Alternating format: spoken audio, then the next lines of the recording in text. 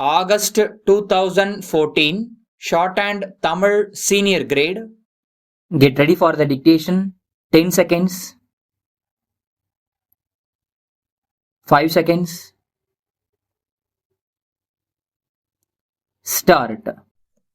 மாண்புமிகு தலைவர் அவர்களே, இந்த அவையின் முன் மாண்புமிகு நிதி அமைச்சர் அவர்கள் சமர்ப்பித்துள்ள வரவு செலவு திட்டத்தை நான் பொதுவாக ஆதரிக்கிறேன். இதில் பல அபிவிருத்தி திட்டங்கள் சேர்க்கப்பட்டிருப்பது குறிப்பிடத்தக்கது. வரவு செலவு திட்டத்தில் துண்டு விழுந்துள்ளதால் புதிய வரி முறைகள் போடப்பட்டிருக்கின்றன. நிலவரி உயர்வு சிறு விவசாயிகளையும் வறண்ட பகுதிகளையும் பாதிப்பதாக இருக்கிறது. இதை மாண்புமிகு நிதி அமைச்சருடைய கவனத்திற்கு கொண்டு வருகிறேன். பொதுவாக விவசாயிகளுடைய உற்பத்தி பொருள்களின் விலை இறங்குமுகமாகவும் விவசாயிகள் வாங்கக்கூடிய இதர பொருள்கள் விலை ஏறுமுகமாகவும் இருக்கிறது. இதை சமநிலைப்படுத்த வேண்டியது அவசியம். அரசின் கடமைகளில் இதுவும் ஒன்று ஆகும் என்பதை தெரிவித்துக் கொள்கிறேன். விவசாயிகளுடைய கடன் வசதிக்கு திட்டவட்டமான ஏற்பாடு அவசியமாகும் என்பதை இந்த நேரத்தில் வற்புறுத்துகிறேன். விவசாயிகள் கடனை திருப்பிச் செலுத்துவதை தள்ளிப்போடும் சட்ட முன்வடிவால் ஏற்பட்ட நிலைமையை அரசு கவனிக்க வேண்டுமென கேட்டுக்கொள்கிறேன்.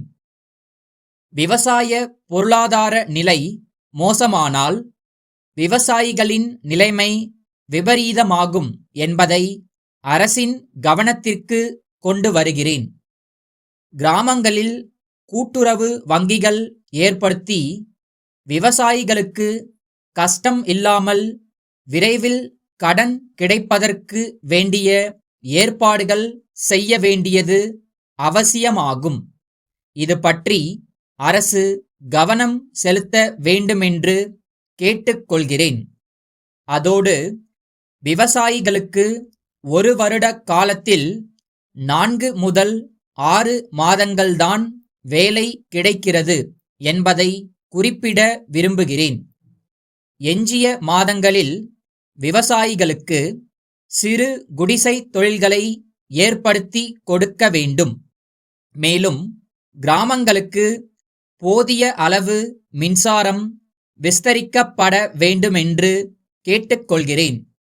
அபிவிருத்தி திட்டங்களில் கூட்டுறவு சங்கங்களும் உள்ளாட்சி நிர்வாகமும் பங்கு கொள்ளச் செய்ய வேண்டியது அவசியம் என்பதனை ஞாபகப்படுத்துகிறேன். அப்படி செய்தால்தான் அந்த திட்டங்கள் வெற்றிகரமாக நிறைவேறும் என்பது என் கருத்து. விற்பனை வரியால் கூட்டுறவு பண்டக சாலைகள் பாதிக்கப்படுகின்றன. பெரிய வியாபாரிகள் விற்பனை வரியிலிருந்து தப்புவதற்கு பல முறைகளை கையாளுகிறார்கள். இந்த முறையை கூட்டுறவு பண்டக சாலைகள் கையாள முடியாது என்பதை அரசினுடைய கவனத்திற்கு கொண்டு வருகிறேன். ஆகையால் கூட்டுறவு பண்டக சாலைகளுக்கும் கூட்டுறவு நெசவாளர் உற்பத்தி விற்பனை சங்கங்களுக்கும் விற்பனை வரியிலிருந்து விலக்கு அளிக்க வேண்டும் என்று கேட்டுக்கொள்கிறேன். தேசிய அபிவிருத்தி திட்டத்தின் கீழ் போடப்பட்டுள்ள சாலைகள் பராமரிப்பின்றி சீரழிந்து வருகின்றன. இந்த சாலைகளின் பராமரிப்பை உள்ளாட்சி நிர்வாகம் மேற்கொள்ள வேண்டும் அல்லது அரசு எடுத்து வேறு ஏற்பாடு செய்ய வேண்டும். தேசிய விஸ்தரிப்பு திட்ட வட்டாரத்தில் சாலைகள் போடுவதற்கு கஷ்டமாக இருப்பதால் சில விதிகளை அரசு வகுக்க வேண்டுமென்று கேட்டுக்கொள்கிறேன். ஒரு அமைப்பை ஏற்படுத்தினால் அது அழியாமல் பாதுகாக்க வேண்டும். மும்பை சிவாஜி கூட்டமைப்பிலிருந்து கொல்கத்தா துர்கா கூட்டமைப்பிற்கு எழுதும் கடிதம். அன்புடையீர், நாங்கள் குளிர்பதன பெட்டி தயாரிப்பிலும் விற்பனையிலும் நீண்ட காலமாக ஈடுபட்டிருப்பது தங்களுக்கு நன்கு தெரியும். இப்பொழுது சில இயந்திர நுட்பங்களின் மூலம் இந்த பெட்டிகள் கூடுதல் பயன் அளிக்கும் வகையில் சில மாற்றங்கள் செய்திருக்கிறோம். இதில் பனிக்கட்டி உறையாதபடியும் அமைத்துள்ளோம். கூடுதலாக அறைகள் ஏற்படுத்தப்பட்டு இருப்பதால் பால் போன்ற திரவ பொருள்கள் ஓர் அறையிலும் இதர காய் கனி போன்ற பொருள்களை வேறு அறைகளிலும் வைத்துக்கொள்ள வசதியாக அமைக்கப்பட்டுள்ளது. இதை பார்வையிட்டவர்கள் இதை விரும்பி வாங்க உற்சாகத்துடன் இருக்கிறார்கள்.